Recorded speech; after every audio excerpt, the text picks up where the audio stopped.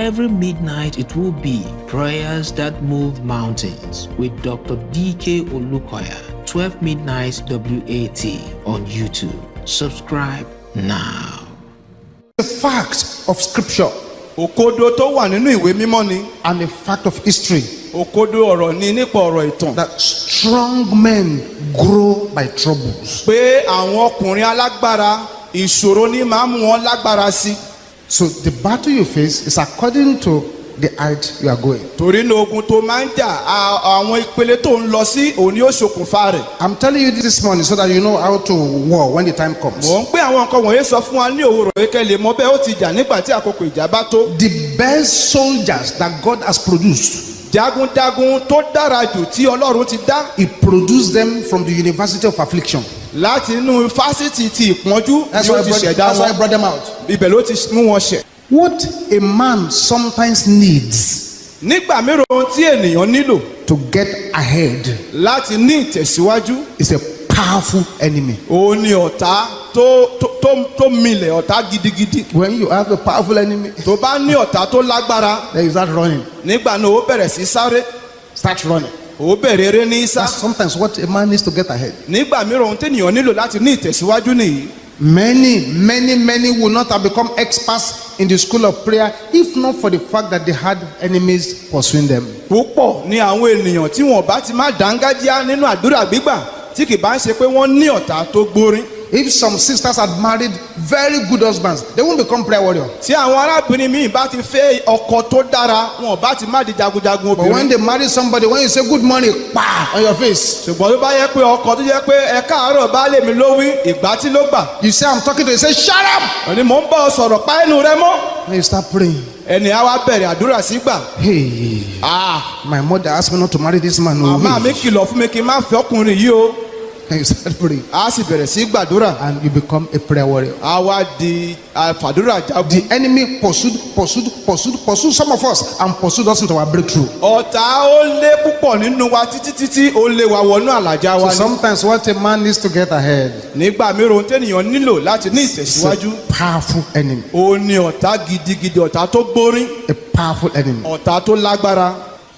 Get yourself ready. ẹ paradì nísìnyí. Because warfare is inevitable in the spirit. nítorí pé ogun jíjà kò ṣeé sá fún ní sáà táwa yìí. I'm praying for you this morning mò ń gbàdúrà fún yín ní òwúrọ̀ yìí. that the stone the enemy is throwing in your path pé òkò tí ọ̀tá ń sọ sí ipa ọ̀nà rẹ to defeat you láti dorí rẹ bọlẹ̀. will become your stepping stone to defeat the enemy. á bí òkúta àtẹ̀gùn láti dé ibi ìgíga rẹ. Although they say you have a great problem, bó tilẹ̀ bí wọ́n wí pé ìṣòro ńlá ni ìṣòro tó o ní. your great problem shall bring great testimonies. ìṣòro ńlá rẹ yóò mú ẹ̀rí ńlá wá. All the irritation they are bringing against you, gbogbo àwọn ìríra tàbí àwọn ìbíntí ẹni the tí wọ́n wá lòdì sí irritation ọ. shall become elevation. àwọn ìbíntí ẹni yóò In the name of Jesus. ní orúkọ Jésù. One of the spirits ọ̀kan nínú àwọn ẹ̀mí that strip people of their beauty èyí tí ó máa ń mú àwọn ènìyàn kúrò níbi ojú ìṣe wọn. but leaves them alive síbẹ̀ á jẹ́ kó wà láàyè. but undecorated ṣùgbọ́n wọn ò ní àmúyẹ kankan wọn ò ní nǹkan tó fi ṣe wọ́n is lọ́ṣọ̀ọ́. the spirit of the emptiers. ó ní ẹ̀mí àwọn asọnidi òfo. They clear away virtues èyí ni pé àwọn náà máa ń palẹ̀ mọ́ àìsìkí. and empty a person wọ́n á wá sọ ẹni náà di ohun òfo completely. pátápátá. You may find this very difficult to believe, ẹ lè rí pé lè nira fún yín láti gbàgbọ́. but there is a place ṣùgbọ́n ibì kan wà where native doctors go èyí tí àwọn babaláwo máa ń lọ when they need sperms or semen from men. nígbà tí wọ́n bá ń fẹ́ àtọ̀ tó ti nǹkan ọmọkùnrin jáde. They use it to gather away men's virtues. wọ́n á máa lò ó láti kó àìsìkí àwọn ọkùnrin lọ. There are prostitutes working hand in hand with these witch doctors to transfer this thing to them. àwọn aṣẹ́wó wà tí wọ́n máa ń ṣiṣẹ́ ní ìfọwọ́sowọ́pọ̀ pẹ̀lú àwọn babaláwo yìí láti máa fún wọn ní nǹkan tó ń fẹ́ yìí. There is no accidental sex. kò sí ìbáṣepọ̀ tó ṣèṣì. It is a spiritual transaction. ìdúnàdúrà nípa ti ẹ̀mí ló jẹ́. And one way the emptiers have used to clear away people's virtues is through the avenue of sex. ọ̀nà kan tí àwọn ọ̀tá lò láti kó àìsíkí ọ̀pọ̀lọpọ̀ òun ni nípa àṣepọ̀.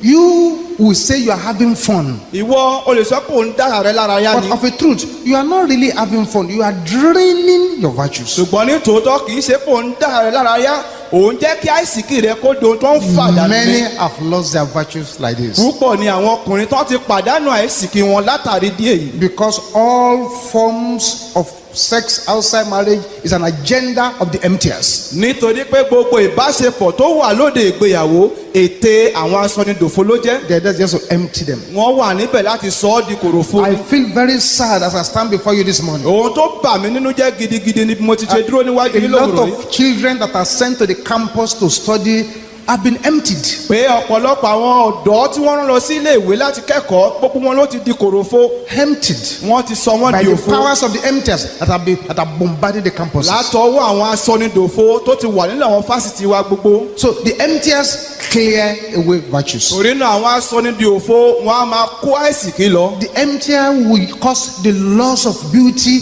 and glory. àwọn asọnidòfo wọn á jẹ́ kí ènìyàn kó pàdánù ẹwà àti ògo. Beauty will be gone, glory will be gone. ẹwà á lọ bẹ́ẹ̀ ni ògo náà á di ohun àwátì. I'm praying for a sister here. mo gbàdúrà fún arábìnrin kan níyìn. The power that has stolen your beauty and your glory, àwọn agbára tó ti jí ẹwà àti ògo rẹ. if they do not return it within 24 hours, tí wọn ò bá dá padà láàrin wákàtí mẹ́rìnlélógún. they shall die violently. wọn ó kú ikú ipá. In the name of Jesus. ní orúkọ Jésù. Let your amen roar like thunder. jẹ́ kí àmì yìí kó ró bí àrá. These emptiers, àwọn asọnidòfo wọ̀nyí. they make you to have a temple without gold. wọ́n á jẹ́ kó ní tẹ́ḿpìlì tí ò ní wúrà nínú. They make you to have a palace wọ́n á jẹ́ kó ní ààfin without its gold and the silver. tí kò ní wúrà òun fàdákà nínú. They allow you to stay alive wọ́n á fàyè gbà ọ́ kó wà láàyè. only if you forfeit your gold and silver to them. kìkì tó o bá gbà láti pàdánù wúrà àti fàdákà rẹ And the fún person wọn. becomes a shadow ẹni náà á wá dàbí òjìji of what he used to be. ohun tó yẹ kó jẹ́ gangan.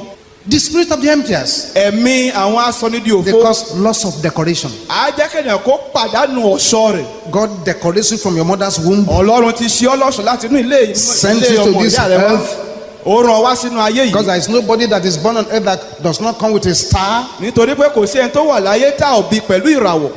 But then ṣùgbọ́n síbẹ̀ they clear away the decorations. wọ́n wá palẹ̀ mọ́ gbogbo ohun ọ̀ṣọ́ náà. They clear it away. wọ́n palẹ̀ mọ́ rẹ̀ lọ. I'm praying for somebody mò here. ń gbàdúrà fún ẹnìkan. Your star ìràwọ̀ rẹ that has been tí stolen wọ́n ti jí lọ when you were in the womb, nígbà tó wà nílé or when you were ọmọ a baby, tàbí tó wà lọ́mọ when you were an unbeliever, nígbà tó ò tí ì di by onígbàgbọ́. fire, by force, tipátipá repossess them now. Repossess them. Repossess them. Repossess them. Repossess them. Repossess them. Repossess them. Repossess them. Repossess them. Repossess them. Repossess them. Repossess them. Repossess them. Repossess them. Repossess them. Repossess them. Repossess them. Repossess them. In the name of ní Jesus. orúkọ Jésù.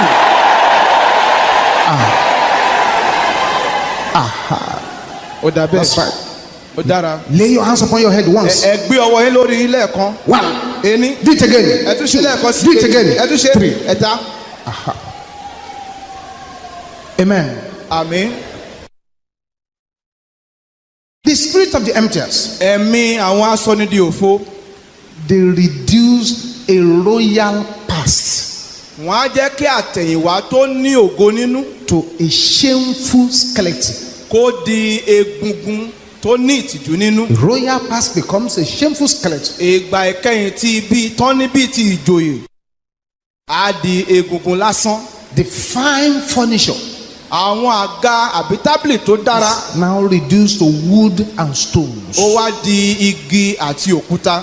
They reduce people to ugly shadows of their glorious past. wọ́n á jẹ́ kí ènìyàn kó wá di òjìji tí ò dára tàbí tó burẹ́wà ti ìgbà tó dá ti àti ìgbà síwájú The wọn lọ. power of the emptiers, agbára àwọn asọnidòfo yìí they ensure that a person never will have peace whenever the person is prospering. wọ́n á rí pé ẹni náà ò ní àlàáfíà bó bá tilẹ̀ ń ṣe rere lọ. Whenever money comes to his hand, nígbàkigbà tó bá tẹ̀ lọ́wọ́. the problems that will wipe it away will come. ìṣòro tí yóò gba owó ìlọ́wọ́ rẹ̀ á dé bá. They never have peace whenever they prosper. wọn kì í ní àlàáfíà nígbà tó bá ní ìṣòro. Crisis after crisis. ìṣòro lórí ìṣòro. Until all those things they have been sold out. títí ohun gbogbo tí wọ́n ní wọn ó wá tà á. And there is nothing more to sell. kì yóò sì wá sí ohunkóhun tí wọ́n lè tún tà mọ́. I'm praying mò ń gbàdúrà that the serpentine siren pé ìpohùn rere ti àwọn ejò blowing your possessions away tí ó ń fẹ́ ohun ìní rẹ dànù. shall backfire á ta padà in the name of Jesus. ní orúkọ Jésù.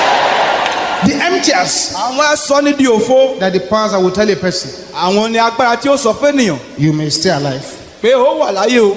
only if you forfeit all your gold and silver to us. kìkì tó bá gbà láti pàdánù àwọn wúrò òun fàdákà rẹ fún wa. May stay alive. ó àáyànda rẹ. That the powers that will say, àwọn ni agbára tí ó wí pé you may retain your beautiful face and your good figure, pé ẹwà rẹ àti ẹ̀dá rẹ tó dára ẹ̀ á ó filẹ̀ fún ọ. or just surrender your virtue and your wealth. ṣùgbọ́n yọ̀ǹda ọlá rẹ àti àìsíkì rẹ fún wa. All money will now go away gbogbo owó ni ó di àwátì. mysteriously.